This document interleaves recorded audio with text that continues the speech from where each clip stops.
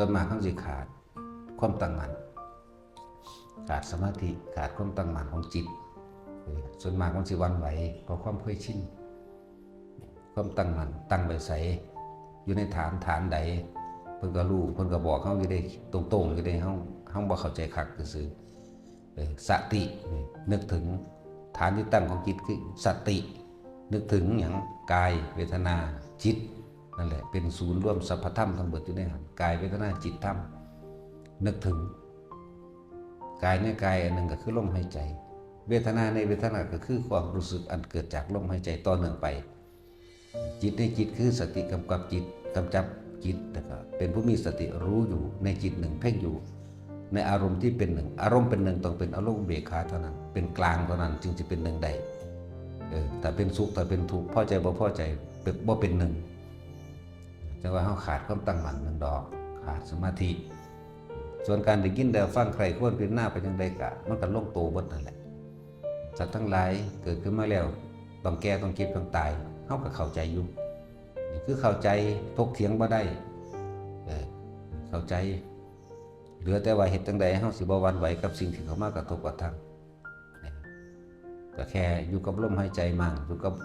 ความนิ่มนวลหรือความรู้สึกในการอันเป็นอุณโลมตั้งจุดฐานที่ตั้งแห่งจิตฐานที่ตั้งแห่งความรู้สึกอันเป็นหนึ่งเรียกว่าสมาธิก็ดีอย่าหนีออกจากความรู้สึกในหน้าผากมั่งความรู้สึกในบนหัวมั่งระวังทำกลางอกมั่งท้องมั่งเนี่ยทำให้บ่อยทำให้มากมันเกิดความเคยชินมันก็ตั้งมั่นนะตัวพอเอียงเข้ามากระทบกระทั่งแล้วมันก็เปลี่ยนไปแล้วมันก็หายไปแล้วมันก็ดับไปดอกคือเขาเห็นนั่นเห็นนี่เขาก็ไปเห็นอยู่อันเดียวหรอกแต่เขาคิดถึงแล้วมันก็แค่เห็นแล้วก็หายไปเกิดแล้วก็ตายไปพบแล้วก็จากไปนี่ไหมทุกสิ่งทุกอย่างหาความจีรังบางอย่างยืนบ่ได้หรอกมีแต่ความเปลี่ยนแปลงไปสู่ความแตกดับทำลายสูญสลายไปทุกคนคิดได้คือกันนี่แหละอันนี้ก็ดีใจกับว่าเป็นของเฮาเนี่ยถ้าเป็นของเฮาก็บังคับได้จะเจ็บจะปวดจะป่วยจะหิวจะห่อนจะหนาวแม้แต่มันเป็นของเฮานั่นมันก็บังคับบ่ได้ผู้ใดก็เข้าใจได้ซ้ำนี่แหละคำว่าปัญญา